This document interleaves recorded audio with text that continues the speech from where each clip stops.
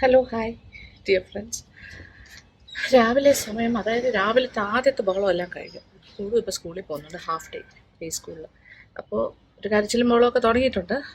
2-3-4 ദിവസമായി. ആദ്യത്തെ 2 ദിവസം കുഴപ്പമില്ലായിരുന്നു. ഇപ്പോൾ ഭയങ്കര കരച്ചിലാണ്. ഇന്നായപ്പോൾ വീട്ടിൽ നിന്നേ കരഞ്ഞുകൊണ്ടാണ് തുടങ്ങുന്നത്. അപ്പോൾ വേറെ സ്ഥലത്ത് പ്ലേ ഏരിയ കൊണ്ടുപോകാമെന്നൊക്കെ പറഞ്ഞാണ് വിഷ്ണു എൻറ്റൈസ് ചെയ്ത് കൊണ്ടുവരിക. അപ്പോൾ വിഷ്ണു സ്ഥലത്തുള്ളത് കൊണ്ട് അതൊരു ഉപകാരമായി. അവൻ്റെ കരച്ചിലൊന്നും എനിക്ക് കാണുന്നുണ്ടല്ലോ, അല്ലെങ്കിൽ ഞാനും കൂടി പോകുമ്പോൾ എനിക്ക് സങ്കടം വരും. അനുവിനും ഭയങ്കര വിഷമമാണ്, വിഷ്ണു കൂടെ ഉള്ളതുകൊണ്ടൊരു സപ്പോർട്ടുണ്ട്. ഓക്കെ, അപ്പോൾ എന്തായാലും പോയി ഉച്ചയ്ക്കേ വരുള്ളൂ. ഇവിടുത്തെ കാര്യങ്ങളെല്ലാം ഇങ്ങനെ നടക്കുന്നു. അപ്പോൾ ബ്രേക്ക്ഫാസ്റ്റ് അവർ കുറച്ച് കഴിച്ചിട്ട് പോയി. ഇനിയിപ്പോൾ എൻ്റെ ഒരു ബ്രേക്ക്ഫാസ്റ്റ് പരിപാടിയുണ്ട്. രാവിലെ ഇവിടെ ക്ലീൻ ചെയ്യാൻ വരുന്ന ആ ലേഡി വന്നിട്ട് എല്ലാം ഇപ്പോൾ എല്ലാ ദിവസവും കഴുകിയിടാൻ പറഞ്ഞിട്ടുണ്ട്. എത്ര കഴുകിയിട്ടാലും വീണ്ടും കുളമാവും, അത് വേറെ കാര്യം. കുറച്ച് കഴിയുമ്പോൾ ഈ വെള്ളം പോകാനായിട്ട് ഡ്രെയിൻ ചെയ്ത് അങ്ങോട്ട് പോവില്ല, അവിടെ കുറേ നേരം കെട്ടിക്കിടക്കും. പക്ഷെ ഇപ്പോൾ സമ്മർ ആയതുകൊണ്ട് അത് ഉണങ്ങിപ്പോവും. ചെറി പറിച്ചിട്ടില്ല, ഇന്നലെ തന്നെ ഉള്ള ചെറി എല്ലാത്തിലും തന്നെ ഉണ്ട്. ഇത് കുടുവിനാണ് ഏറ്റവും ഇഷ്ടം. അപ്പോൾ വൈകുന്നേരം വേണമെങ്കിൽ മുറ്റത്ത് കളിക്കാൻ വരുമ്പോൾ ഈ ചെറിയെല്ലാം പറിച്ചു കൊടുക്കാം. ഓക്കെ, മുറിച്ചേ കൊടുക്കുള്ളൂ കേട്ടോ. ഞാൻ രണ്ടായിട്ട് സ്പ്ലിറ്റ് ചെയ്ത്, അല്ലെങ്കിൽ ചോക്കിങ് ഹസാർഡാണത്, റൗണ്ട് ഷേപ്പല്ലേ. എൻ്റെ പത്രവായന എല്ലാം ഇന്ന് ലേറ്റാണ്. ഓക്കെ, കുറച്ച് താമസിച്ചു പത്രം വായിക്കും. ഓക്കെ, കുറച്ച് അവൽ നനച്ചാലോ എന്ന് ആലോചിക്കുകയാണ്. എനിക്കിഷ്ടമാണ്, അനുക്കുട്ടിക്ക് ഭയങ്കര ഇഷ്ടമാണ് അവൽ നനച്ചത്. അപ്പോൾ അവൽ തേങ്ങ ഒക്കെ ഇട്ടിട്ട്, വെള്ള അവലാണ് കയ്യിലുള്ളത്, അത് വെച്ചിട്ട് ചെയ്യാം. ഓക്കെ, അത് നല്ലതാണ്, വേറെ വിശക്കുന്ന കാര്യവും മാറും, നല്ലതുമാണ്, ഹെൽത്തിയാണ്. രണ്ടാമത്തെ ഒരു കാര്യം എന്ന് പറഞ്ഞാൽ, ഇപ്പോൾ ഗ്യാസിൻ്റെ ഷോർട്ടേജിനെ കുറിച്ചൊക്കെ ഭയങ്കരമായിട്ട് എല്ലാവരും പറയുന്നുണ്ട്. കിട്ടുന്നില്ല, ഡൊമസ്റ്റിക് പർപ്പസിന് പോലും കിട്ടാൻ പാടാണെന്നാണ് പറയുന്നത്. ഇപ്പോൾ തൽക്കാലം നമ്മുടെ കയ്യിൽ കുറച്ച് 3 കുറ്റി പല ഭാഗത്തായിട്ടുണ്ട്. അല്ല ആരൊക്കെ ഉണ്ട്, തീരുമ്പോൾ എന്ത് ചെയ്യുമെന്ന് അറിയില്ല കേട്ടോ. അപ്പോഴത്തേക്ക് ഈ ഒരു പ്രതിസന്ധി മാറുമെന്ന് വിചാരിക്കാം.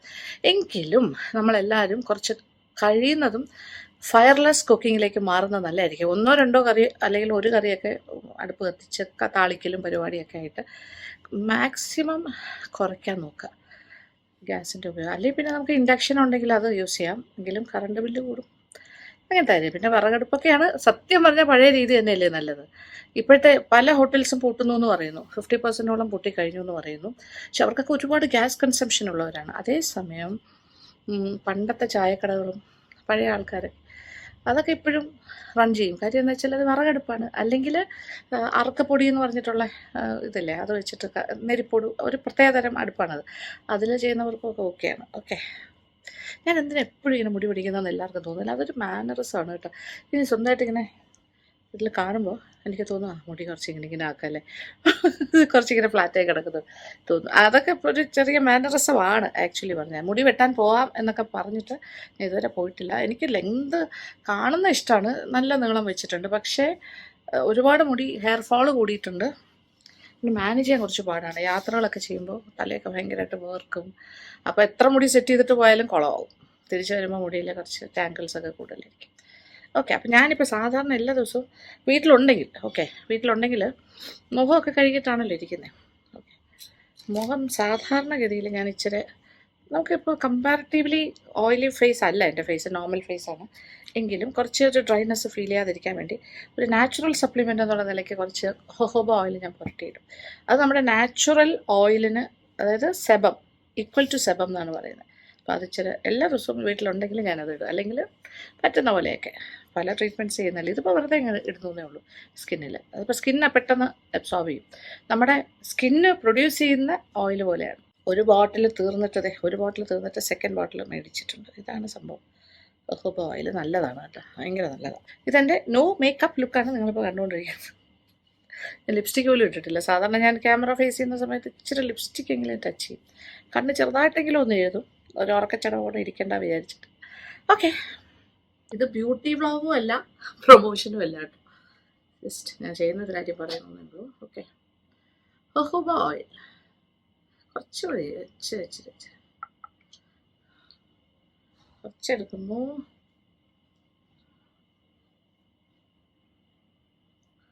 മേക്കപ്പ് ഇല്ലാത്തത് കൊണ്ട് സമ്മതമാണ്. സത്യം പറഞ്ഞാൽ എനിക്ക് മേക്കപ്പ് ഇഷ്ടമുള്ള ആളല്ല. I don't like makeup. നിവർത്തികേടുകൊണ്ട് ചെയ്യുന്നതാണ് കേട്ടോ. കുറച്ചൊരു കൺസീൽ ചെയ്യേണ്ട ആവശ്യമുണ്ട്. എനിക്ക് ഈ സൈഡിലും ഈ 2 സൈഡിലും കുറച്ച് പിഗ്മെൻറ്റേഷൻ ഇഷ്യൂസ് ഉണ്ട്. അതുകൊണ്ട് ഒരല്പം കൺസീലർ ഈ 2 ഭാഗത്തും ഇവിടെയും ഉപയോഗിക്കും. അതിന് മേലെ കുറച്ചൊരു എന്താ പറയുക, കോമ്പാക്റ്റ് ഒന്ന് ടച്ച് ചെയ്യാതെ പോകാണ്ടിരിക്കാൻ വേണ്ടി അത്രേ ചെയ്യാറുള്ളൂ. പിന്നെ ലിപ്സ്റ്റിക് ഇടും, ലിപ്പ് കണ്ണെഴുതും, അകത്തും എഴുതും. ഇപ്പോൾ ഐലൈനർ ഉപയോഗിച്ച് പുറത്തും എഴുതും, കണ്ണ് കുറച്ചുകൂടി വലുതായിട്ട് തോന്നുന്നത്. പിന്നെ ഒരു ഉറങ്ങിയ പോലെ ഇരിക്കുന്ന ആ ഒരു ഫീലിംഗ് മാറുകയും ചെയ്യും മുഖം. ഓയിൽ മസാജ് ചെയ്യാൻ പറ്റിയ സമയമാണിത്. കണ്ണിൻ്റെ അടിയിലും മുഖത്തും എല്ലാം നല്ലെണ്ണ വെച്ചിട്ടാണ് ഞാൻ പണ്ട് സ്ഥിരം ചെയ്തുകൊണ്ടിരുന്നത്. മസാജിന് എപ്പോഴും നല്ലെണ്ണ തന്നെയാണ് ഇപ്പോഴും ഞാൻ റെക്കമെൻഡ് ചെയ്യുന്നത്. ഇത് പിന്നെ എന്തായാലും നമ്മൾ ഇത് വാഷ് ചെയ്യേണ്ട ആവശ്യമില്ല. ഇത് ഇങ്ങനെ സ്കിന്നിൽ കിടക്കട്ടെ, സ്കിന്ന് അത് അബ്സോർബ് ചെയ്തോളും.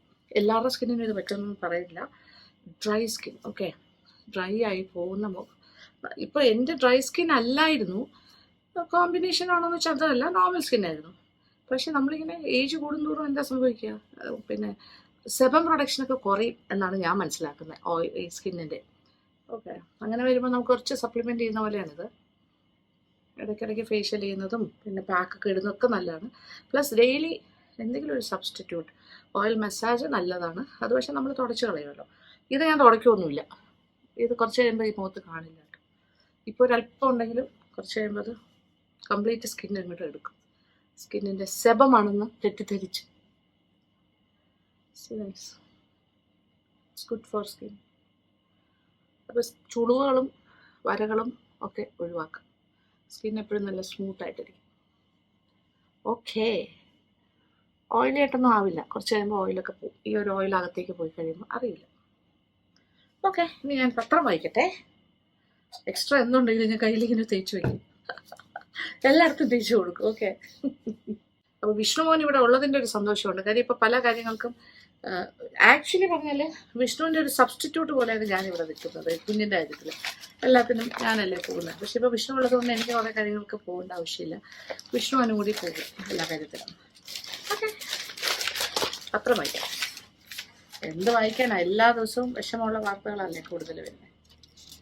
പിന്നെ ഒരു കാര്യം, എനിക്ക് പത്രം വായിക്കാൻ റീഡിങ് ക്ലാസ് വേണ്ട. ബിക്കോസ് ഇപ്പോഴും ഞാൻ ഷോർട്ട് സൈറ്റിൽ തന്നെയാണ്. കണ്ണാടി വെച്ചാലാണ് കുഴപ്പം, കണ്ണാടി വെക്കേണ്ട ആവശ്യമില്ല. ഒരുപാട് മോശം വാർത്തകളും സങ്കടങ്ങളും ഒക്കെയാണ് വരുന്നത്. ഞാൻ ഈ പൊളിറ്റിക്കൽ വാർത്തകളൊന്നും അങ്ങനെ അധികം കോൺസെൻട്രേറ്റ് ചെയ്യാറില്ല കേട്ടോ. അല്ലാത്ത കാര്യങ്ങൾ, ഒരുപാട് മരണമൊക്കെ കാണുമ്പോൾ വിഷമമാണ്. ആക്സിഡൻസ് അല്ലാത്തത്.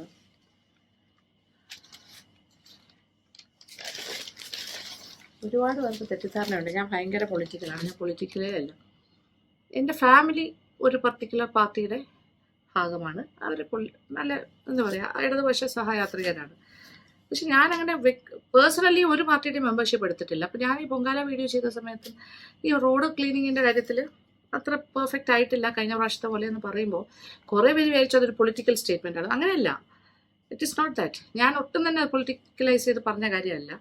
ഞാനൊരു റിയൽ ഫാക്റ്റ് പറഞ്ഞത് കഴിഞ്ഞ വർഷത്തെ അത്രയും നന്നായില്ലെന്നേ പറഞ്ഞുള്ളൂ. അതൊരു പക്ഷേ പുതിയ കോർപ്പറേഷൻ ഭാരവാഹികൾ പഠിച്ചു വരുന്നല്ലേ ഉള്ളൂ, സ്റ്റാർട്ട് ചെയ്തിട്ടല്ലോ. അത് അവരുടെ ഒരു ഇൻഎക്സ്പീരിയൻസ് ഉണ്ടാവും. പക്ഷേ നെക്സ്റ്റ് ഇയർ അവർ ബെറ്റർ ആകും. അപ്പോൾ ഒരു ചൂണ്ടിക്കാട്ടുക എന്നുള്ളത് മാത്രമേ ഉള്ളൂ. അഭിപ്രായങ്ങൾ പറയുമ്പോൾ അങ്ങനെയാണല്ലോ, അതിൽ നിന്നാണല്ലോ തിരുത്തൽ വരുന്നത്. അല്ലാതെ ഇന്ന പാർട്ടി ചെയ്താലേ നന്നാവുള്ളൂ അങ്ങനെയൊന്നുമില്ല. ആര് ഭരിച്ചാലും നന്നായി ഭരിച്ചാൽ വിൽ അപ്രിഷിയേറ്റ്, അത്രേ ഉള്ളൂ. എനിക്കങ്ങനെ ഉള്ളൂ. പ്രത്യേകിച്ച് ഇപ്പം അങ്ങനെ ഒരു അഫിലിയേഷൻ ഇല്ല. പിന്നെ കുടുംബപരമായിട്ട് ആ ഒരു പാർട്ടിയിലായിരുന്നുകൊണ്ട്, ഞാൻ വർഷങ്ങളായിട്ട് കേരളയിലും ഒക്കെ ആയതുകൊണ്ട് അങ്ങനെ ഒരു എന്താ പറയുക, ഒരു ചായ്വ് ഒരു പക്ഷേ ഉണ്ടാവാം ആ സൈഡിലേക്ക്, ഇങ്ങനെ കണ്ടും കേട്ടും ഒക്കെ. പക്ഷെ അങ്ങനെ ആരും ഞാൻ വ്യക്തിപരമായിട്ട് അങ്ങനെ മാറ്റി നിർത്തുകയോ അല്ലെങ്കിൽ അതിനെക്കുറിച്ച് മോശം പറയുന്ന ഒരാളൊന്നും അല്ല. ആര് നല്ലത് ചെയ്താലും നല്ലത്. It's nothing political. Okay, political statement ഞാൻ പറയാറില്ല, എനിക്കത് ഇഷ്ടമല്ല. അതാണ്, പറയുന്നതേ ഇഷ്ടമല്ല. ഇപ്പോൾ പത്രത്തിൽ ഏറ്റവും കൂടുതൽ കാണുന്നത് ഗ്യാസിൻ്റെ ക്ഷാമം, ഇനി കുറച്ച് കഴിയുമ്പോൾ പെട്രോളിൻ്റെ ക്ഷാമം കാണാൻ പറ്റും. അതെല്ലാം മാറണേ ദൈവമേ. ഈ ഒരു യുദ്ധം വളരെ കഷ്ടമാണ്. എനിക്കത് വളരെ വിഷമം തോന്നുന്ന കാര്യം. കാര്യം നമ്മളെല്ലാവരും ഗൾഫ് കൺട്രീസിനെ ഡിപ്പെൻഡ് ചെയ്യുന്ന ആൾക്കാരാണ്. നമ്മളെല്ലാം ഒരുപാട് മലയാളികളാണല്ലോ അവിടെ ഏറ്റവും കൂടുതലുള്ളത്. അപ്പം അവരുടെയൊക്കെ ഒരു വിഷമം എന്ന് പറയുന്നത് ചെറിയ കാര്യമല്ല. ഒരുപാട് ജീവിതങ്ങൾ, ഒരുപാട് ഫാമിലീസ്, അവരെല്ലാം അതിൽ മാത്രം ഡിപ്പെൻഡ് ചെയ്ത് ജീവിക്കുന്നവരാണ്. അപ്പോൾ എത്ര പേർക്ക് ബുദ്ധിമുട്ട്. പിന്നെ ഇപ്പം നമ്മൾ കാണുന്നില്ലേ, കോമൺ മാൻ, നമുക്ക് ഒരു ബന്ധമില്ലാത്തവർക്ക് പോലും ബാധിക്കുന്നുണ്ട് ഈ ഒരു ഇന്ധനക്ഷാമവും അത് വരുന്ന സമയത്ത്. പിന്നെ ഈ ഗ്യാസിൻ്റെ ഒരു സ്കാസിറ്റി, അങ്ങനത്തെ കാര്യങ്ങളൊക്കെ വരുമല്ലോ. എല്ലാം കൊളാട്രലാണ്, എല്ലാ ഡാമേജസും. ഒരാളെ മാത്രമായിരിക്കില്ല ബാധിക്കുന്നത്, ഒരു ജനതയെ മുഴുവൻ ബാധിക്കുന്ന കാര്യമാണ് ലോകമെമ്പാടും. അതൊക്കെ എല്ലാവരും പ്രാർത്ഥിക്കുക ഈ ഒരു അൺസെറ്റിലിംഗ് സിറ്റുവേഷൻ അല്ലെങ്കിൽ ഒരു വാറ് എത്രയും പെട്ടെന്ന് നിൽക്കട്ടെ. പിന്നെ ഇപ്പോൾ വിഷ്ണു എന്തായാലും ഒരു 2 ആഴ്ചത്തേക്ക് വന്നാണ്. ആസ് സച്ച് ലീവ് കഴിയുമ്പോൾ തിരിച്ചു പോകും. അങ്ങനെയാണ് പ്ലാൻ ചെയ്തത്. പിന്നെ അവിടെ നിന്ന് വരാൻ പറ്റാതെ താമസിക്കുന്നവർക്ക് വരിക എന്നുള്ളൊരു വാർ ക്രൈസിസ് അല്ല, അങ്ങനെ ഓടി ഓടി വരേണ്ട ആവശ്യമില്ല. പക്ഷേ ചിലർ പാനിക് ആവുന്നുണ്ട്. ഇപ്പോഴത്തെ നിലവിലെ സിറ്റുവേഷനിൽ പാനിക്കിങ്ങിൻ്റെ ആവശ്യമില്ല. ബട്ട് എല്ലാവർക്കും വേണ്ടി നമുക്ക് പ്രാർത്ഥിക്കാം, എല്ലാം പെട്ടെന്ന് സെറ്റിൽ ആകട്ടെ. ഓക്കെ, ഞാനിനി കിച്ചണിൽ പോയി കുറച്ച് അവൽ നനയ്ക്കാൻ പോകും. ഇപ്പോൾ രാവിലെ ഞാൻ ദോശ ഉണ്ടാക്കി കൊടുത്തു. ദോശയൊക്കെ നിങ്ങൾക്ക് അറിയാമല്ലോ, നമ്മളെല്ലാവരും എപ്പോഴും ഉണ്ടാക്കുന്നതല്ലേ. പിന്നെ ഞാനിത് കുറച്ച് അപ്പത്തിൻ്റെ മാവ് സെറ്റ് ചെയ്ത് വെച്ചിട്ടുണ്ട്. കുട്ടിയപ്പം ഉണ്ടാക്കിയാലോ എന്നൊരു ആലോചനയുണ്ട്. കുട്ടിയപ്പം അത് രാത്രിത്തേക്ക് വേണമെങ്കിൽ ചെയ്യാം. ഓക്കെ, മിനി ആപ്പംസ് വിത്ത് എഗ് ഒരു പ്ലാനാണ് മനസ്സിൽ. ഒരു വെറൈറ്റി ആയിട്ട് അങ്ങനെ ചെയ്യാം. അതിപ്പോൾ ഒരുപാട് പേര് ചെയ്യുന്നുണ്ട് അങ്ങനെ, അപ്പോൾ നമുക്കും ചെയ്യാമല്ലോ. Different ideas. ഓക്കെ, എന്നോട് കുറച്ച് പേര് ചോദിച്ചു, നിങ്ങൾക്ക് തോന്നുന്നുണ്ടോ എന്നറിയില്ല, ചേച്ചിയുടെ വണ്ണം കുറഞ്ഞു. ഇല്ലല്ലോ, വണ്ണം കുറച്ചിട്ടില്ല. പക്ഷെ കാണുന്ന ചിലർ ചേച്ചി വണ്ണം കുറച്ചോ എന്ന് ചോദിച്ചു. ഞാൻ ഒന്നും ചെയ്യുന്നില്ല, വണ്ണം കുറഞ്ഞിട്ടില്ല എന്നാണ് എൻ്റെ വിശ്വാസം. വെയിറ്റ് ഒന്നും കുറഞ്ഞിട്ടില്ല. കാഴ്ചയിൽ എന്തെങ്കിലും മാറ്റം ഉണ്ടോ എന്ന് എനിക്കറിയില്ല. ഓക്കെ, ഇനിയിപ്പോൾ എന്താ ചെയ്യുന്നത് വെച്ചാൽ മോളെ വിട്ടിട്ട് ഉച്ചയ്ക്ക് അവർ ആദ്യത്തെ കുറച്ച് ദിവസം ആകുമ്പോൾ അവർ വിളിക്കും. കുഞ്ഞ് ഒരുപാട് കരയാണെങ്കിൽ അവരൊരു 1 hour 1.5 hour കഴിഞ്ഞ് വിളിച്ചുകൊണ്ട് പോയിക്കോളൂ എന്ന് പറയും. അപ്പോൾ ആ പരിസരത്ത് തന്നെ അച്ഛനമ്മമാരുണ്ടാകണം. അപ്പോൾ ഇപ്പം എന്തായാലും വിഷ്ണുവും പിന്നെ അനു ആണെങ്കിൽ ആ സ്കൂൾ പ്രൊമൈസസിന് അടുത്തടുത്ത് എവിടെയെങ്കിലും ഒരു കോഫി ഷോപ്പിലൊക്കെ പോയി ഒരു കോഫി എല്ലാം കുടിച്ചിരിക്കും. സ്കൂളിൽ നിന്ന് കോൾ വരുവാണെങ്കിൽ വിളിക്കാനായിട്ട്. അല്ലാന്നുണ്ടെങ്കിൽ ഒരു 12:30 1 മണിക്കകത്ത് പോയി പിക്ക് ചെയ്ത് ഒരു 1:30 ആകുമ്പോൾ ഇവിടെ എത്തിയാൽ മതി. അതാണ് പ്രൊസീജിയർ. പിന്നെ ലഞ്ച് എന്തെങ്കിലും ഉണ്ടാക്കണം. ഓക്കെ, ഞാൻ എല്ലാം ഇപ്പോൾ ലേറ്റ് ആയിക്കൊണ്ടിരിക്കുവാണ്. അവലൊക്കെ നനച്ച് വെച്ചിട്ട് ലഞ്ച് ഉണ്ടാക്കാം. ഓക്കെ, അത് കഴിഞ്ഞ് ലഞ്ച് വിഷ്ണുവിന് ഏറ്റവും ഇഷ്ടമുള്ള കാര്യം എന്ന് പറഞ്ഞാൽ നെത്തോലിയാണ്. പക്ഷെ നെത്തോലി സ്കാസിറ്റി, അത് കിട്ടാനേ ഇല്ല. ഇപ്പോൾ സീസൺ അല്ലാതെ പറഞ്ഞത് നെത്തോലി സീസണല്ല ഒറ്റു. അതുകൊണ്ട് മത്തിയാണ് ഇപ്പോൾ ഓപ്ഷനായിട്ട് കിട്ടിയിരിക്കുന്നത്. അത് കയ്യിലുണ്ട്. മത്തി സാർ. പിന്നെന്താ, പിന്നെ ചിക്കൻ. ഇന്നിപ്പോൾ ചിക്കനില്ല, ഇന്നലെയൊക്കെ ചിക്കനായിരുന്നു. നാളെ ചിലപ്പോൾ ചിക്കനായിരിക്കും. അനുവിന് ചിക്കനാണ് കൂടുതൽ ഇഷ്ടം ഫിഷിനെക്കാട്ടിലും. നോക്കല്ലേ, പിന്നെ എന്താ ചെയ്യാൻ പറ്റുക നോക്കട്ടെ. പ്രോൺസ് കിട്ടിയിട്ടുണ്ട്, പ്രോൺസ് വെച്ചിട്ട് എന്തെങ്കിലും ചെയ്യാം. ഇങ്ങനെ കുറേ കാര്യങ്ങളുണ്ട്. അപ്പോൾ ഇന്ന് ഞാൻ വീട്ടിൽ തന്നെ ഉണ്ട്, ഒരിടത്തും കൂടില്ല. No shooting, nothing. സോ ഇത് തന്നെയാണ് ഷൂട്ടിങ്. ഓക്കെ, ഞാനിത് തന്നെ ഷൂട്ട് ചെയ്തുകൊണ്ടിരിക്കുന്നു. നമ്മുടെ ഡേ ഇൻ മൈ ലൈഫ് പോലെ കാര്യങ്ങൾ എന്തൊക്കെയാണെന്ന് പറഞ്ഞു പോകണം. ഇപ്പോൾ വീട് ഭയങ്കര സൈലൻറ്റ്. കുഞ്ഞ് വീട്ടിൽ നിന്ന് സ്കൂളിൽ പോയാൽ അയ്യോ ഇത് വീട് ഉറങ്ങിപ്പോവാണ് സത്യത്തിൽ. ഒരുപാട് സമയം ബാക്കി കാര്യങ്ങൾ കിട്ടുമെങ്കിൽ നമുക്കത് ഭയങ്കര മിസ്സിങ് ആണ്. ബട്ട് കുഞ്ഞുങ്ങൾ സ്കൂളിൽ പോകണമല്ലോ, നമുക്കെപ്പോഴും അത് അവരുടെ ഓരോ സ്റ്റേജസ് ആണല്ലോ, മൈൽ സ്റ്റോൺസ്. മതിയില്ലേ, കുറച്ച് കഴിയുമ്പോൾ ഓയിലിൻ്റെ കണ്ടൻറ്റ് കുറഞ്ഞു വരും.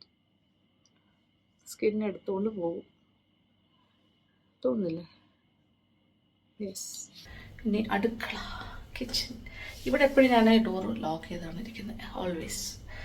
പുറത്ത് ഡൊമസ്റ്റിക് ഹെൽപ്പ് ആരെങ്കിലും ഉണ്ടെങ്കിലും ഞാൻ എപ്പോഴും ഇത് അടച്ചിടും. കാര്യം എന്ന് വെച്ചാൽ അവർ ബാക്ക് ഡോറൊക്കെ തുറന്നിട്ടിട്ട് അങ്ങോട്ടും ഇങ്ങോട്ടൊക്കെ നടന്നു കഴിഞ്ഞാൽ നമുക്ക് അറിയാൻ പറ്റില്ല. നമ്മളെപ്പോഴും അകത്ത് സേഫായിട്ടിരിക്കുക എന്നുള്ളതാണ്. പിന്നെ പൊടി ഓടി അങ്ങോട്ട് പോകാൻ പാടില്ല. ഇവിടെ കുറേ വാതിലുകളുണ്ട്, ആ എല്ലാ വാതിലും അടച്ചടച്ചാണ് ഞങ്ങൾ അകത്തിരിക്കുന്നത്. ഈ സമയം അത്യാവശ്യം നീറ്റ് ആൻഡ് ക്ലീൻ ആണ്. ഇനി ഇവിടെ കുറേ കഴിയുമ്പോൾ ക്ലട്ടേഴ്സൊക്കെ വന്ന് തുടങ്ങും, ഭക്ഷണമൊക്കെ വിളമ്പി കഴിക്കും. ഇത് ഓക്കെ, എൻ്റെ 2 പാത്രങ്ങൾ ഉപയോഗിച്ച് തുടങ്ങിയിട്ടില്ല.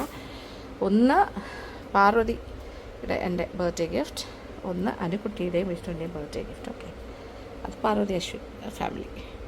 ഇത് രസമല്ലേ കാണാൻ? ഉപയോഗിച്ച് തുടങ്ങിയിട്ടില്ല, ഉപയോഗിക്കുമ്പോൾ നിങ്ങൾക്ക് കാണാൻ പറ്റുമോ? ഇത് ഭയങ്കര ഹെവിയാണ്. Cast iron, my God. This is again another beautiful die കാസ്റ്റിൻ്റെ ആണ്, Moroccan. Yes, different style of cooking വേണം. അപ്പോൾ ആ ഒരു സ്റ്റൈലിൽ നമുക്ക് ചെയ്യാം. അരി അടുപ്പിലിട്ടിട്ടുണ്ട്, തിളച്ചുകൊണ്ടിരിക്കുന്നു. ഓഹോ, ഹോട്ട്. തേങ്ങയൊക്കെ റെഡിയാണ് അതുപോലെ നനയ്ക്കാനായിട്ട്. കുറച്ച് വൈറ്റ് അവലാണ്, ഒരു 3 4 5 പിടി. യെസ്, ഒരു ഗ്ലാസ് കണക്ക് പറയാനാണെങ്കിൽ കപ്പിൻ്റെ അളവ് പറഞ്ഞാൽ ഓക്കെ 4 5 ഒരു 6 കപ്പോളം വരും. ഓക്കെ,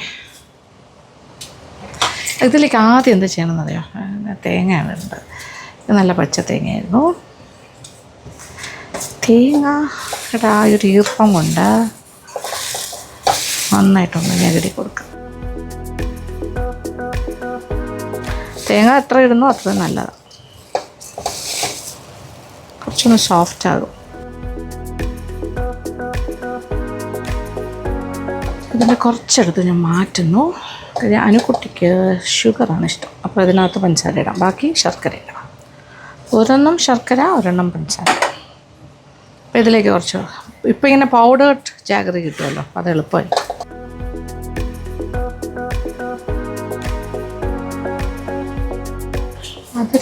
മധുരം നമ്മുടെ ഇഷ്ടത്തിനാണല്ലോ.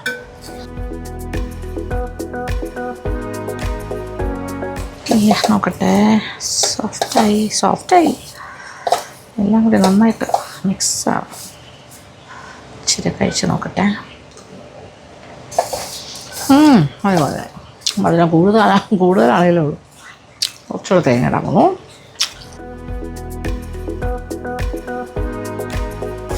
അപ്പോൾ അവൽ നനച്ചത് റെഡി. പഴം കൂട്ടി കഴിച്ചാലും നല്ല. ഒരു സൈഡിൽ ഇനി പഞ്ചസാര സ്പെഷ്യൽ. അനുവെല്ലാം ഷുഗർ വളരെ നോക്കി കഴിക്കുന്ന ആൾക്കാരാണ്. നോക്കിയേ, ഡയാബിളിസിൻ്റെ ലോ ഗ്ലൈസമിക് ഇൻഡെക്സ് എന്ന് പറഞ്ഞിട്ട് അങ്ങനത്തെ ഷുഗർ പോലെ ഷുഗർ. ഇതെനിക്ക് വലിയ പരിചയമുള്ള കാര്യമല്ല. She likes. ഇതാണ് അനു കൂടുതലായിട്ട് ഇടുന്നത്. അത് കുറച്ച് ഇതിലും എക്സ്ട്രാ തേങ്ങ ചേർക്കാൻ പോകും.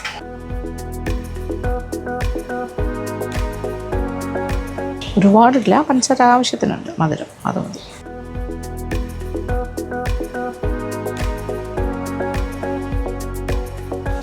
അങ്ങനെ 2 അവലും സെറ്റ്. ഇനി ഇരിക്കുന്നതോറും അത് സോഫ്റ്റ് ആയിക്കൊണ്ടിരിക്കും. അതാണ് ഇതിൻ്റെ ഒരു ഗുണം. 2 തരം അവൽ, പഞ്ചസാര ഇട്ടതും ശർക്കര ഇട്ടതും അവൽ നനയിച്ച്. ഇതിന് റിച്ച്നെസ് കൂട്ടാൻ എന്ത് വേണമെങ്കിലും ആകാം കേട്ടോ. അതിന് പക്ഷേ പഴം കൂട്ടി ഞകടി കഴിക്കുകയാണെങ്കിൽ ടേസ്റ്റ്. ബാക്കിയാടും വലിയ കുഴപ്പമില്ലാണ്ട് കിടക്കുന്നു. നോക്കൂ, ഇങ്ങനെയാണ് പാത്രങ്ങളൊക്കെ കഴുകി ഇതിനകത്ത് ഇട്ട് വയ്ക്കും. ഓക്കെ, വേറെ റാക്കിൽ ഡ്രൈ ആയി കഴിഞ്ഞിട്ട് അകത്തേക്ക് എടുത്ത് അടുക്കി വയ്ക്കും. ഈ ഒരു ഡ്രമ്മിലാണ് നമ്മുടെ അത്യാവശ്യം പേപ്പർ വേസ്റ്റ് അങ്ങനത്തെ കാര്യങ്ങളൊക്കെ കത്തിക്കുന്നത്. പിന്നെ ഇവിടെ അറിയാമല്ലോ, ഇത് അവർ കോർപ്പറേഷൻ്റെ ആൾക്കാർ തന്നിട്ടുള്ള ബക്കറ്റാണ്. അവിടെ എടുക്കാൻ ആൾക്കാർ വരും. ഒരു ബക്കറ്റ്, അര ബക്കറ്റ് എടുക്കുള്ളൂ പെർ ഡേ. അത് ഫുഡ് വേസ്റ്റ്. കിച്ചൺ അടച്ചിട്ടിരിക്കുകയാണ്. ഇപ്പോൾ വർക്കില്ലല്ലോ. വർക്കുള്ള സമയം അവിടെ സജീവമാകും. ഇവിടെ നോക്കിക്കഴിഞ്ഞാൽ നമ്മുടെ കിളിയുടെ ഏവറിയെല്ലാം കാണുന്നുണ്ടല്ലോ. ഇതാണ് രാമചന്ദ്രയുടെ ഒരു ബിൽഡിംഗ് ആണ് കേട്ടോ. അതിൻ്റെ ഒരു മതിൽ നമ്മുടെ മതിലിനോടാണ് ചേർത്ത് വെച്ചിരിക്കുന്നത്. ഓക്കെ, അവരുടെ ഗോഡൗൺ ആണ്. ജസ്റ്റ് ഇമാജിൻ, വേറൊരാളുടെ മതിലിൽ വെച്ചിട്ട് കിട്ടുന്നത്. ഇതൊക്കെ എവിടെ നടക്കും? പൊങ്കാലയ്ക്ക് വേണ്ടി വെച്ചിരുന്ന ചൂട്ട് അങ്ങനത്തെ കൊതുമ്പൊക്കെ അതിൻ്റെ ബാലൻസാണ്. ഇത് നമുക്ക് വെളിയിലൊരു അടുപ്പ് കൂടിയുണ്ട്. ദാറ്റ് ഈസ് ഇതാണ് ഇവിടുത്തെ വേസ്റ്റിൽ നിന്നുണ്ടാകുന്ന പ്ലാന്റിൽ നിന്നുണ്ടാകുന്ന ഗ്യാസിലെ ഈ സംഭവം. ഇതിൽ നിന്നും കിട്ടുന്ന ഗ്യാസാണ് നമുക്ക് അതിൽ കിട്ടുന്നത്. അത്യാവശ്യം ഒരു അടുപ്പ് കുറച്ച് നേരം 2 hours ഫ്ലെയിമെല്ലാം കിട്ടും. നെയ്ച്ചാള കുറച്ച് കിട്ടിയിട്ടുണ്ട്. അതിൻ്റെ ക്ലീനിങ്. ഇപ്പോൾ വിഷ്ണുവിൻ്റെ സ്പെഷ്യൽ ഫുഡൊക്കെ ഉണ്ടാക്കാൻ പോകണം. ഇത് വറുത്താലും ഇഷ്ടമാണ്. നെത്തോലി ഇന്ന് കിട്ടിയില്ല, അപ്പം അത് കാരണം നെയ്ച്ചാള കിട്ടി. ഓക്കെ, ഇത് കുറച്ച് വറുക്കാം. ബാക്കി കുറച്ച് ഞാൻ കറിയും വയ്ക്കാൻ പോകും. ഓക്കെ, നല്ല ഫ്രഷ്.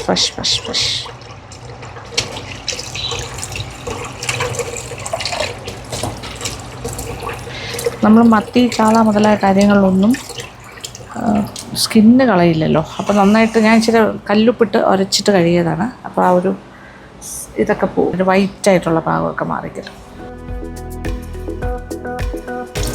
ഏതാണ്ട് നല്ല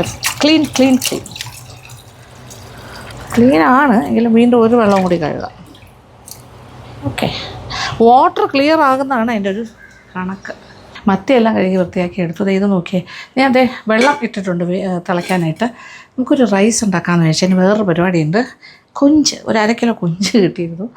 അതിൽ കുറച്ച് മസാലയൊക്കെ പുരട്ടി വെച്ച് ഇതെന്തൊക്കെയാണെന്ന് ഞാൻ പറഞ്ഞുതരാം, നോക്കിക്കോളൂ. ഇതിലിപ്പോൾ ഞാൻ ഏകദേശം ഇത് 1/2 കിലോ കൊഞ്ചിൽ ഒരു 3 ടീസ്പൂൺ, അതായത് 1 ടേബിൾ സ്പൂണോളം, 1 ടേബിൾ സ്പൂൺ മുളക് പൊടി, പിരിയമുളക് പൊടിയും, പിന്നെ ഓരോ ടീസ്പൂൺ ഇഞ്ചി പേസ്റ്റും വെളുത്തുള്ളി പേസ്റ്റും ചേർത്തു. ഒരു 1/2 ടീസ്പൂൺ മഞ്ഞൾപ്പൊടിയും ചേർത്തു. ഉപ്പിട്ടു. പിന്നെ കുറച്ച് വെളിച്ചെണ്ണ, 1 ടേബിൾ സ്പൂൺ വെളിച്ചെണ്ണയും കൂടി ചേർത്തിട്ടൊന്ന് പുരട്ടി വെച്ചിരിക്കുകയാണ്. ഇത് വെച്ചിട്ട് ഏതാണ്ട് 1 മണിക്കൂറിൽ കൂടുതലായി.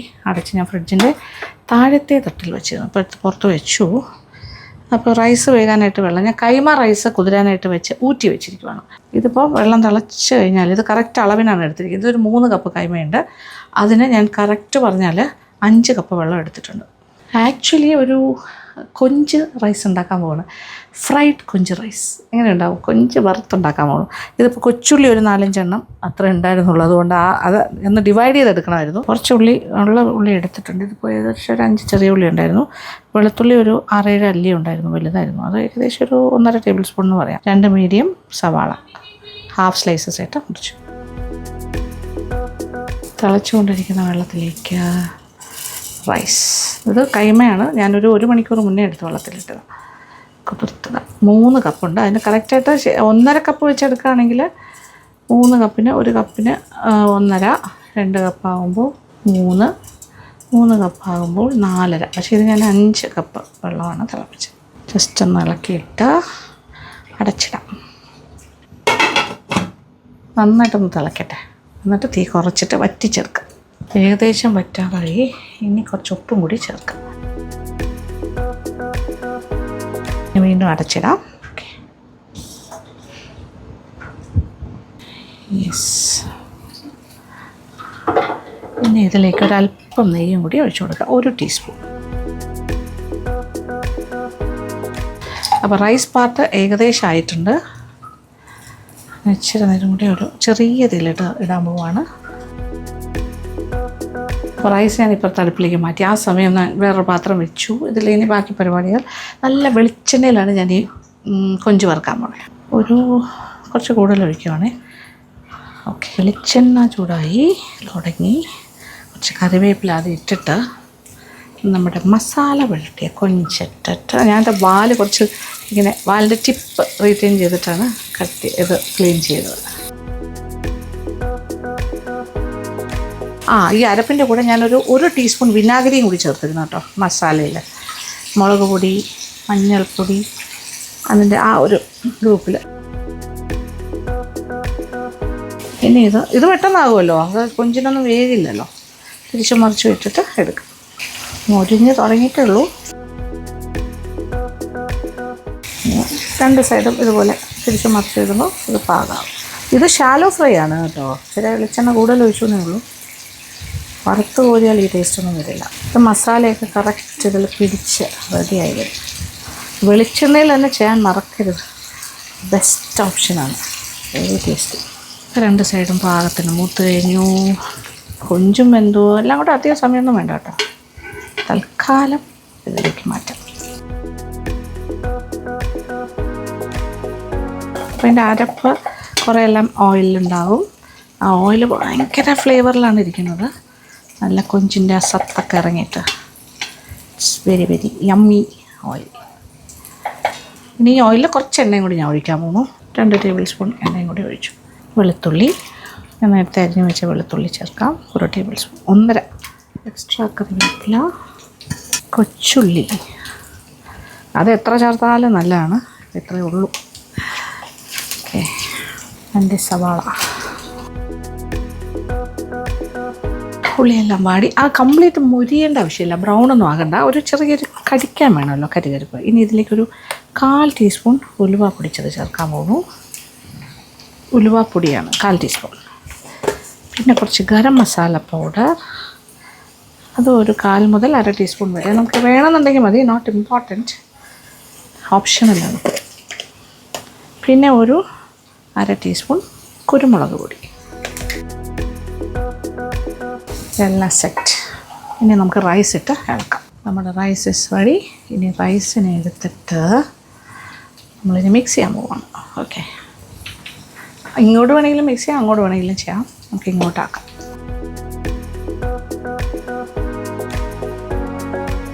അതല്പം കുഴഞ്ഞതുപോലെ ഉള്ള രീതിയിൽ കിട്ടുന്നതാണ് നല്ലത്. അതാണ് കുറച്ചുകൂടെ ടേസ്റ്റ്. ഏകദേശം പകുതിയാകുമ്പോൾ കൊഞ്ച് കൂടി ചേർക്കാം. അതിൻ്റെ ആ ഒരു അരപ്പും ഓയിലും എല്ലാം.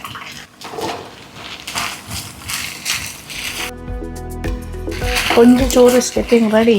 ഫ്രൈഡ് കൊഞ്ചിച്ചോറ്. ഞാൻ റൈസ് ഏതാണ്ട് ഒരു 3 കപ്പ് എടുത്തല്ലോ, അപ്പോൾ കുറച്ച് ക്വാണ്ടിറ്റി ഉണ്ട്. സുഖമായിട്ടൊരു 5-6 പേർക്ക് കഴിക്കാം. ഇനി നല്ലൊരു മിക്സ്. അരപ്പും കൊഞ്ചും എല്ലാ ഭാഗത്തേക്കും. യെസ്, ഉപ്പ് ഞാൻ റൈസിൽ ചേർത്തിരുന്നു, പിന്നെ കൊഞ്ചിലും ഉണ്ടായിരുന്നു. നോക്കിയിട്ട് വേണമെങ്കിൽ ഇനിയും ചേർക്കാം, പ്രശ്നമില്ല. What A yummy dish. ഇതിന് എന്ത് കൂട്ടി കഴിക്കാമെന്ന് വെച്ചാൽ സലാഡ് മാത്രം മതി. അത്യാവശ്യം സ്പൈസി ആണല്ലോ, അച്ചാറ് പോലും വേണ്ട. ഇനി ഇതൊരു 5 മിനിറ്റ് ചെറിയ തീയിൽ അടച്ചിട്ട് അങ്ങിടുക, അത്രേ ഉള്ളൂ. മിക്സിങ് കഴിഞ്ഞിട്ട് അത്രയും നല്ല ചൂടുണ്ട്. അടച്ച് തീ വേണമെന്നില്ല, തീ ഓഫ് ചെയ്തിട്ട് നമുക്കൊന്ന് അടച്ചിട്ടാൽ. അതുപോലെ നോൺ സ്റ്റിക്കിൻ്റെ ഒക്കെ പാത്രമാണെങ്കിലാണ് നല്ലത്. അയ്യ,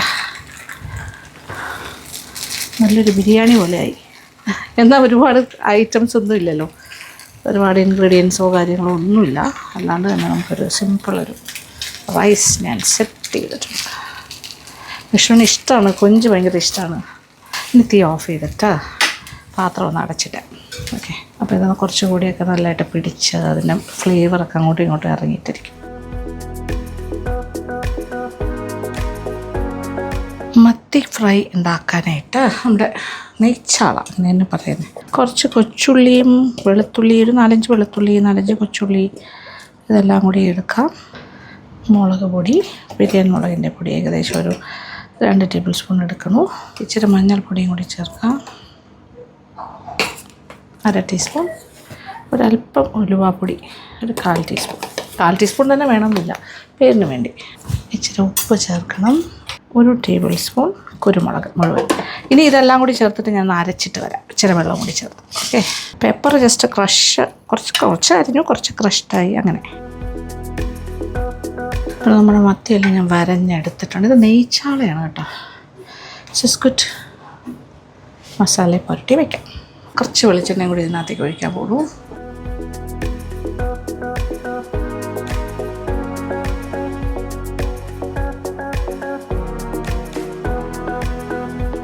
നല്ല പൊതിഞ്ഞിരിക്കുന്ന പോലെ പുരട്ടിയെടുക്കാം. അതിൻ്റെ ആ കട്ടിനകത്തോട്ടെല്ലാം ഇങ്ങനെ കയറണം മസാല, നല്ല പിടിക്കട്ടെ. മസാല പിടിക്കുന്ന പോലെ 5 എണ്ണം ആയിട്ടുണ്ട്. നമുക്ക് ആവശ്യം എത്ര വേണമെങ്കിലും എടുക്കാമല്ലോ. അതിൻ്റെ വയറിനകത്തൊക്കെ മസാല കയറ്റി കൊടുക്കാം. ഇതിൻ്റെ ഒരു അവസ്ഥ പാവം. ഫുൾ ഫ്രൈ പുരട്ടി വെച്ചു. ഇനി ബാക്കി കുറച്ച് ആൾക്കാർ ഇവിടെ ഉണ്ട്, ഇതിന് ഞാനൊന്ന് കറിയാക്കി എടുക്കാൻ പോകുന്നു. ചട്ടി ചൂടായി, ഇനി കുറച്ച് വെളിച്ചെണ്ണ. ഇതെല്ലാം വെളിച്ചെണ്ണയുടെ കളിയാണ്. 1.5-2 ടേബിൾ സ്പൂൺ ഉണ്ടാകും. എണ്ണ നല്ല ചൂടായി, ഒരു ടീസ്പൂൺ കടുക്, 1/4 ടീസ്പൂൺ ഉലുവ, ഇഞ്ചി വെളുത്തുള്ളി ചോപ്പ് ചെയ്താകാം, ഞാൻ എല്ലാ രീതിയിലും മുറിച്ചിട്ടുണ്ട്. സവാളയാണിത്, ഒരു ചെറിയ സവാള ചെറുതായിട്ട് ഇങ്ങനെ അരിഞ്ഞതാണ്. ഒരു 3 വറ്റൽ മുളക് ഇട്ട് കൊടുക്കാം മുറിച്ചത്. പിന്നെ കുറച്ച് കറിവേപ്പില. യെസ്,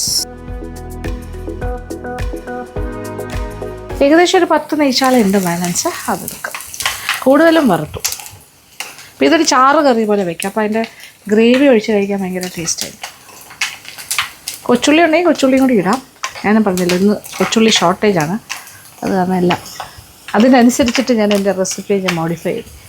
ഇതെല്ലാം നല്ല പാകത്തിന് മൂത്ത ഉള്ളിയൊക്കെ നല്ല മൊരിഞ്ഞ ഈ ഒരു സ്റ്റേജിലാണ് ഇനി അടുത്ത കാര്യങ്ങൾ ചെയ്യേണ്ടത്. അപ്പോൾ ബൈ ദ ടൈം ഒരു കാര്യം കൂടി ചെയ്യാം. ഇനി നമുക്കൊരു പാത്രത്തിൽ മുളക് പൊടി അങ്ങനെ ഇടാണ്ട് ഇങ്ങനെ ചെയ്താൽ കുറച്ചുകൂടി ബെറ്റർ ആയിരിക്കും. ഇതിപ്പോൾ ഒരു 3 ടീസ്പൂണാണ്, ദാറ്റ് മീൻസ് 1 ടേബിൾ സ്പൂൺ. കുറച്ചുകൂടി നമ്മൾ അരച്ചെടുക്കുന്ന പോലെ ആയി കിട്ടും. കുറച്ച് വെള്ളം ഒഴിച്ചിട്ട് മിക്സ് ചെയ്ത് വയ്ക്കുമ്പോൾ അത് കുറച്ചുകൂടി നല്ലൊരു വോളിയം ഉണ്ടാകും. ഇനി ഇതിനകത്തേക്ക് കുറച്ച് മല്ലിപ്പൊടി, ഇത് ഒരുപാടൊന്നും വേണ്ട, 1 ടീസ്പൂൺ മല്ലിപ്പൊടി മതി. ഇതിപ്പോൾ 3 ടീസ്പൂണാണല്ലോ മുളക് പൊടി ഇട്ടെ, നിറച്ചിട്ടു. മല്ലിപ്പൊടി കുറച്ച് പേരിന് വേണ്ടി, just 1 teaspoon, small teaspoon. Teaspoon എന്ന് പറഞ്ഞാൽ സ്മോളാണല്ലോ. 1/2 ടീസ്പൂൺ മഞ്ഞൾപ്പൊടി. ഇത്രയും കാര്യങ്ങൾ റെഡി, സെറ്റ്. കുറച്ച് വെള്ളം കൂടി ഒഴിക്കട്ടെ. അപ്പോൾ ഇതിങ്ങനെ അരച്ചെടുത്തൊരു പേസ്റ്റ് പോലെ ഇരിക്കും. അത് ഇച്ചിരി ഒരു 5-10 മിനിറ്റ് ഇങ്ങനെ വെച്ചിരുന്നാൽ കൂടുതൽ നല്ലത്. ഒന്നുകൂടി ഒന്ന് കുതിർന്ന് അതിൻ്റെ വോളിയമും കൂടും. ഓക്കെ, സിസ്റ്റർ ചില്ലി പേസ്റ്റ് ഇതോടെ ഇരിക്കട്ടെ. അപ്പോൾ ബാക്കി അടുപ്പിൽ ചട്ടിയിൽ കിടക്കുന്ന കാര്യങ്ങൾ ഏകദേശമൊക്കെ മൂത്തു. ഇനി ഏകദേശം ആയിക്കഴിഞ്ഞാൽ ഞാൻ തീയെല്ലാം വളരെ കുറച്ചിട്ടിരിക്കുമായിരുന്നു. ഇനി ഈ ഒരു കോമ്പിനേഷൻ ഓഫ് മസാല പേസ്റ്റ്, ഇനി മസാലയുടെ റോ ടേസ്റ്റ് പോകണമല്ലോ. ആ പാത്രത്തിലിരിക്കുന്ന മസാലയും കൂടി കലക്കി ഒഴിക്കട്ടെ. ഇനി തീ കൂട്ടി കൊടുക്കാം. ഇച്ചിരി ഉപ്പും കൂടി ചേർക്കാം. ആ കറിക്ക് ആവശ്യമായ ഉപ്പ് കുറച്ച് കഴിഞ്ഞിട്ട് നോക്കിയിട്ട് വേണമെങ്കിൽ എക്സ്ട്രാ ചേർക്കാം. പിന്നെ എണ്ണ തെളിയട്ടെ. ഈ സമയം കൊണ്ട് ഞാൻ കുറച്ച് വാളൻപുളിയും കുറച്ച് ഒരു എന്താ പറയുക ചെറിയൊരു നാരങ്ങ വലിപ്പത്തിൽ വാളൻപുളി ഒരു അരക്കപ്പ് വെള്ളത്തിൽ കുതിരാൻ വെച്ചിട്ടുണ്ട്. അതൊന്ന് പിഴിഞ്ഞൊഴിക്കാം. അത് രണ്ടാമത്. ഇനി ഇത് ഇഷ്ടമല്ലെങ്കിൽ നമുക്ക് വേണമെങ്കിൽ കുടംപുളി ആണെങ്കിൽ ഒരു 2-3 പീസ് അരക്കപ്പ് വെള്ളത്തിൽ കുതിർത്ത് കഴുകിയിട്ട് കുതിരാനിടുക. എന്നിട്ട് ഇതിൽ ഉപയോഗിക്കാം. രണ്ടിലേത് ഓപ്ഷനും ആണ്. അവരപ്പെല്ലാം പാകത്തിന് മൂത്തു. എണ്ണയൊക്കെ തെളിഞ്ഞിരിക്കും. നോക്കിയേ, ഇച്ചിരി പുളിവെള്ളം ഒഴിക്കാം. ഞാൻ എടുത്ത് വെച്ചില്ലേ പുളി പിഴിഞ്ഞിട്ട്. ഞാൻ പറഞ്ഞല്ലോ കുടംപുളി ആകാം, അല്ലെങ്കിൽ വാളൻപുളി. തിളക്കട്ടെ. ഇച്ചിരി പുളിയൊക്കെ ഉണ്ടെങ്കിൽ ആ ഒരു ചാറ് കറിക്ക് ടേസ്റ്റ് കൂടുള്ളൂ. 2 ഓപ്ഷനാണ്. ഇത് വെറുതെ പുളിക്കറിയായിട്ട് വേണമെങ്കിലും ചെയ്യാം. അങ്ങനെയാണെങ്കിൽ കുറേ വെള്ളം കൂടി ഒഴിച്ചിട്ട് തിളപ്പിക്കും. ഞാൻ ഇച്ചിരി തേങ്ങാപ്പാലും കൂടി ഒഴിക്കാനുള്ളതാണ്. ബാക്കി പുളിയും കൂടി പിഴിഞ്ഞൊഴിക്കുന്നു. കറക്റ്റ് ഇപ്പോൾ 1/2 കപ്പായി. ഇത് ഇത്രയാണ് പുളി എടുത്തിരുന്നത്. നോക്കിക്കോളൂ. ഒരു ചെറിയൊരു നാരങ്ങ വലിപ്പത്തിൽ, അല്ലെങ്കിൽ ഒരു വലിയ നെല്ലിക്ക എന്ന് പറയാം. അത്യാവശ്യം പുളി വേണം. ആഹാ, വെരി ടേസ്റ്റി.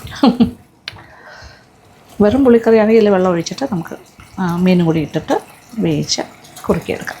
ഇതിപ്പോൾ കുറച്ച് തേങ്ങാപ്പാൽ ഒഴിക്കാൻ പോകുന്നു. ഇത് 2-ാം പാലിൻ്റെ അളവിലാണേ. അത് 1-ാം പാലല്ല, 2-ാം പാലാണ്. 1-ാം പാൽ വേണ്ട, നമുക്കിത് മതി. എത്ര ചാറ് വേണം? യെസ്, ഏകദേശം ഒരു 2 കപ്പോളം ഉണ്ടായിരുന്നു 2-ാം പാൽ. തിള പൊട്ടി തുടങ്ങി. ഇനി മീനിൻ്റെ പീസസ് ഇട്ട് കൊടുക്കാം. This is നെയ്മത്തി.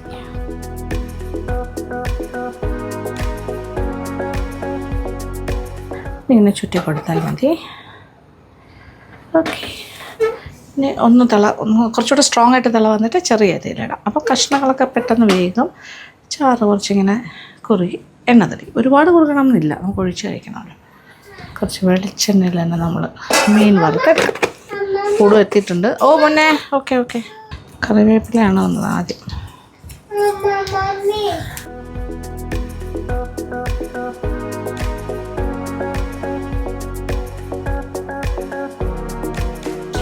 എക്സ്ട്രാ നമ്മൾ റൈസ് ഞാൻ വെച്ചിട്ടുണ്ടായിരുന്നു. ചമ്പാവരി ചോറുണ്ട്.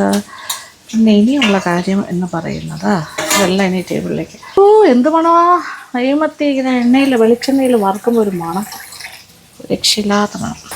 ഇത് ഒരുപാട് മൊരിച്ച് കമ്പ് പോലെ ആക്കുന്നത് ടേസ്റ്റല്ല, അല്ലാണ്ട് ചെയ്യുന്നതാണ് ഇത് ടേസ്റ്റ്. ഇത് ഓൾറെഡി നല്ല സോഫ്റ്റ്, നല്ലൊരു ഭയങ്കര ടേസ്റ്റുള്ള മീനാണ് നെയ്മത്തി. അതിനകത്ത് തന്നെ കുറേ നെയ്യുണ്ട്.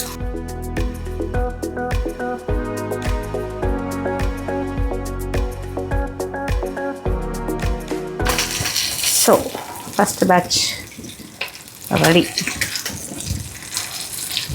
ക്രിസ്പി അങ്ങനെ ചെയ്യുന്നതിനെക്കാട്ടിലും ഇതാണ് ടേസ്റ്റ്. പക്ഷെ വിഷ്ണുവിന് ക്രിസ്പി ആണോ ഇഷ്ടം എനിക്ക് സംശയമുണ്ട്. പക്ഷെ ഈ ഒരു മീനിനുള്ള ടേസ്റ്റ് തന്നെയാണ്.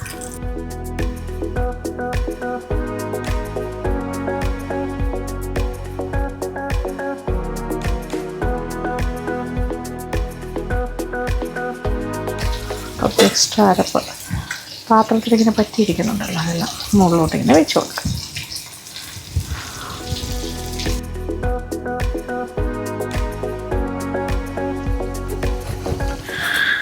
ഞാനിപ്പോൾ ചെറിയ രീതിയിലിട്ടിരിക്കുന്നത്.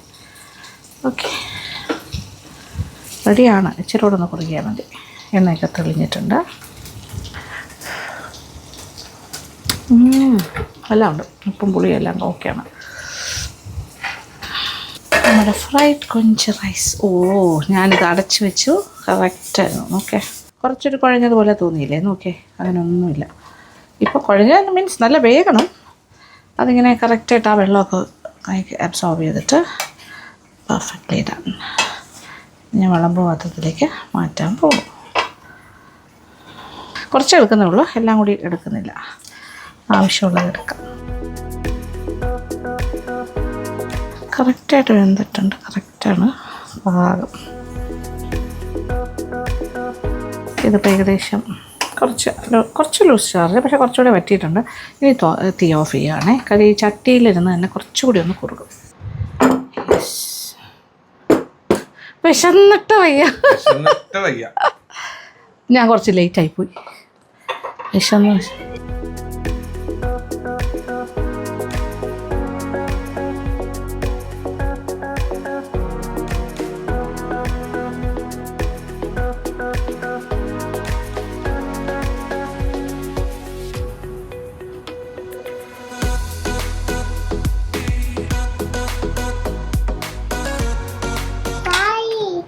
salad.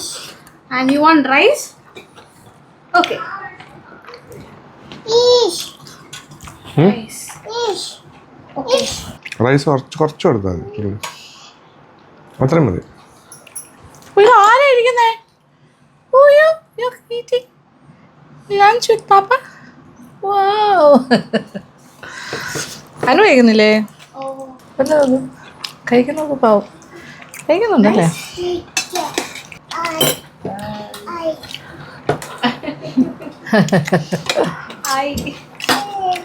Yes baby. ഓ കഴിക്കൂ, എങ്ങനെ ഉണ്ടെന്ന് നോക്കൂ. Nice. Yeah.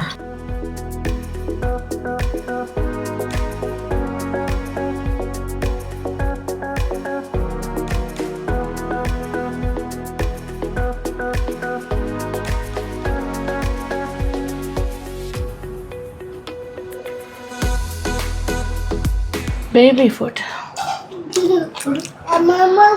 Mama food, baby food. What? Mummy is dancing. ഇത് നോക്കൂ. Fish fry. നെയ്മത്തി. It's hot. Fresh fish.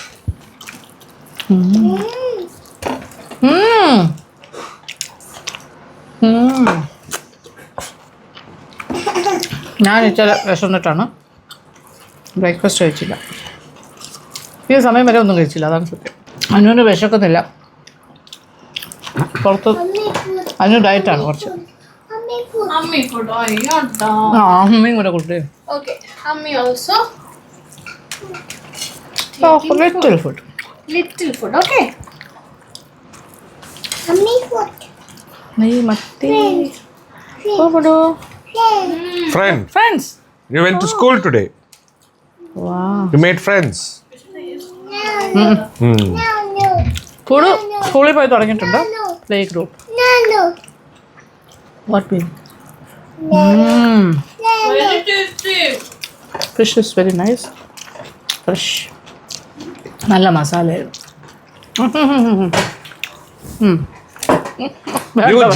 New gen പാത്രം എടുത്തോണ്ട് കൂടും.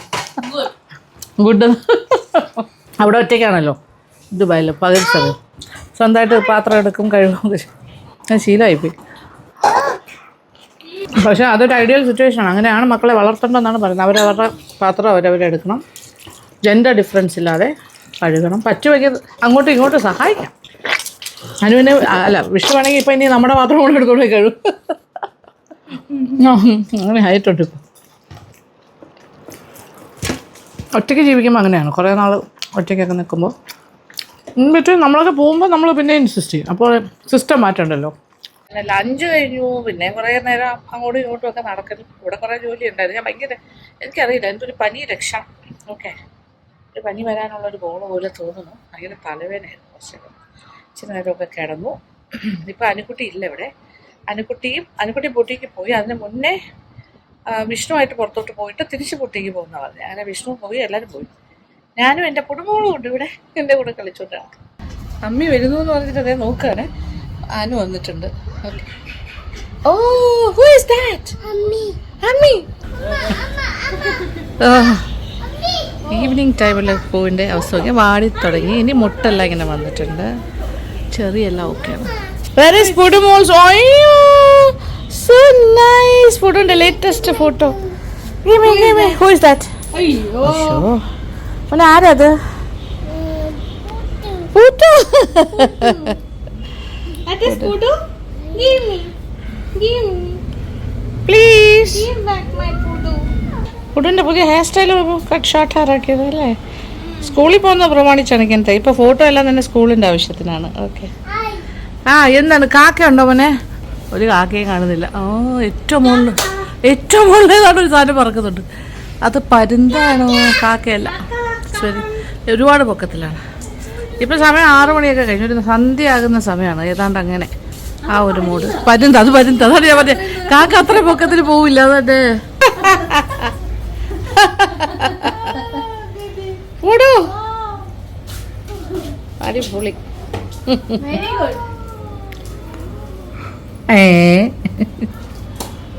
ഓ സ്കൂട്ടർ സവാരിക്ക് ഇറങ്ങി കൊടും അപ്പൂപ്പൻ്റെ കൂടെ. അയ്യോ bye bye bye bye. Vishu കയറി നോക്കണം, വിഷുവിനെ കൂടെ കൊണ്ടു. ഓക്കെ